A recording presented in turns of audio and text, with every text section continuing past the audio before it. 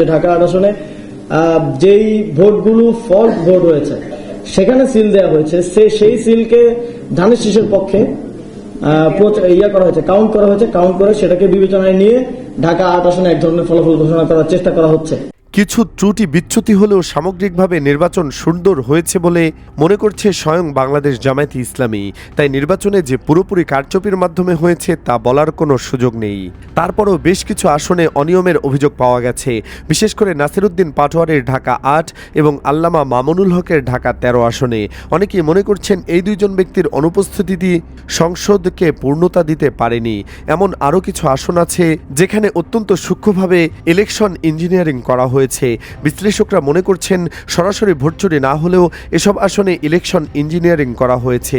কিভাবে মামুনুল হক পাটোয়ারিদের হারানো হলো, এর পেছনে কারা জড়িত, চলুন বিস্তারিত জেনে নেওয়া যাক। প্রশ্ন হচ্ছে কিভাবে প্রশাসনিক ইলেকশন ইঞ্জিনিয়ারিং হয়।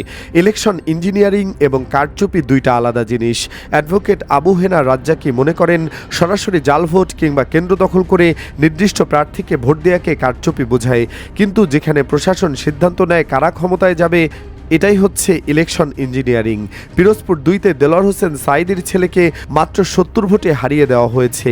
খুলনাতে মিয়া গোলাম পরোয়ারকে মাত্র 2000 ভোটে হারিয়ে দেওয়া হয়েছে। জামায়াত 5000-এর কম ভোটে হেরেছে এমন আসনের সংখ্যা 53টি। মূলত এই 53টি আসনে কারচুপি করে হারানো হয়েছে জামায়াতকে, এমনটি মত বিশ্লেষকদের। কেউ কেউ বলছেন জামায়াত জোট প্রকৃতপক্ষে 135টি আসনে জিতেছে, কিন্তু ডিপ স্টেট সংখ্যা কমিয়ে 70 থেকে 80টিতে দিয়েছে। তবে দুঃখজনক হলেও সত্য যে গণতান্ত্রিক সিস্টেমে সবসময় কিছু না কিছু লুপহোল অর্থাৎ ফাঁকফোকর থাকে, আর তৃতীয় বিশ্বের দেশগুলোই পেশিশক্তি, প্রতিপত্তি, মিডিয়া, ডিপ স্টেট ইত্যাদি ব্যবহার করে এই ফাঁকফোকরগুলোকে কাজে লাগিয়ে অনিয়ম করা যায় সহজে। তাই 100% ফেয়ার ইলেকশন নিশ্চিত করা বাংলাদেশে কখনোই সম্ভব নয়। ঢাকার কয়েকটা আসনে যেমন 8, 13, 17 এসব আসনে ডিরেক্ট কারচুপি বলা না গেলেও অনিয়ম হয়েছে বা ফলাফল নিয়ে মতবিরোধ হয়েছে, এটা স্পষ্ট। ঢাকা 8-এর কথাই যদি বলি, ভোট গণনার সময় মির্জা আব্বাসের স্ত্রী এবং ভাগ্নে কেন্দ্রে উপস্থিত থাকাটা সরাসরি আইন বহির্ভূত কাজ।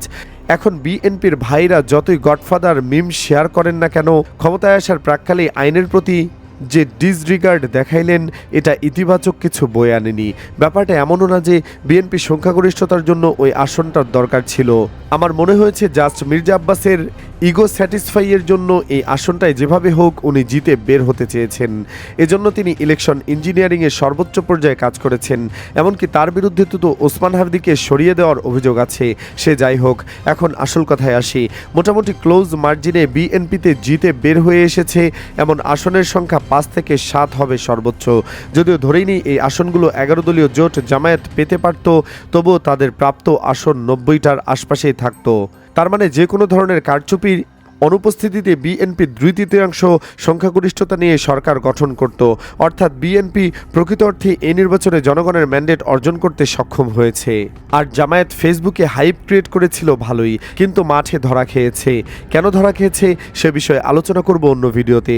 কিন্তু কিছু মানুষজন সোকল্ড সেলিব্রিটি অ্যাক্টিভিস্টদের রিয়াকশন দেখে আমার মতো অনেকেই অবাক। তারা ইলেকশন ইঞ্জিনিয়ারিংয়ের অভিযোগ তুলে পুরো নির্বাচনটাকেই পাতানো নির্বাচন হিসাবে দেখানোর চেষ্টা করছে। এমনভাবে হতাশ করতেছে, মনে হচ্ছে যে অনিয়মগুলো না হলে তারা মনে হয় সংখ্যাগরিষ্ঠতা পেতই না। 11 দলীয় যে কয়টি আসন পেয়েছে আমার মতে তা খারাপ ফলাফল না। এটা হয়তো বা তাদের হাইকমান্ড মনে করে, যার ফলে তাদের পক্ষ থেকে তেমন রিয়াকশন নাই। আর এদিকে অ্যাক্টিভিস্টরা জামাতের হাইকমান্ডকে মুনাফেক, হিজড়া ইত্যাদি গালি দিয়ে একাকার অবস্থা। সে যাই হোক, বহু বছর সংসদের কার্যকর বিরোধী দল নেই, সংসদের অধিবেশনও দেখি না অনেকদিন ধরে। হাসনাত, নাহিদ, আক্তারদের নিয়ে জামায়াতের একটা স্ট্রং বিরোধী দল হিসেবেই সংসদে আবির্ভূত হওয়ার কথা। তাই সংসদের অধিবেশন দেখার জন্য মুখিয়ে আছি। পরিশেষে বলতে চাই, এই সংঘটি অনিয়মগুলো সিরিয়াসলি পর্যালোচনা করা উচিত।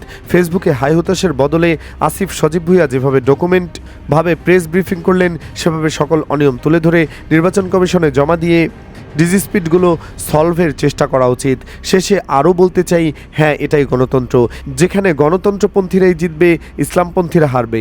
এটাই হওয়ার কথা ছিল। এই গণতান্ত্রিক সিস্টেম এভাবেই সেট করা। মামুনুল হক সাহেবের আসনে এমন নির্লজ্জ ইঞ্জিনিয়ারিংয়ের পরেও কি এদেশের ইসলামপন্থীরা বুঝবে না? অনেকে বলবে সারা দেশের নির্বাচন কারচুপি সম্ভব না, হবেও না। সবাই পশ্চিমের জন্য সমস্যা নয়, কিন্তু যাদেরকে পশ্চিমের সমস্যা মনে করে, যারা তাদের নিয়মনীতির বিরুদ্ধে সংসদে উচ্চ আওয়াজ তুলবে, মনে হয়েছে এই মৌলবাদী যুবতীদের আসতে দেওয়া যাবে না, তাদেরকে হারিয়ে দেওয়া হয়েছে। কোনো লুকোচুরি নেই, স্পষ্ট সন্ত্রাসী কায়দায়। মেইন স্ট্রিম মিডিয়া বিজয় ঘোষণা করার পরও আপনাকে পরাজিত করা হবে। হ্যাঁ, এটাই পশ্চিমা গণতন্ত্র।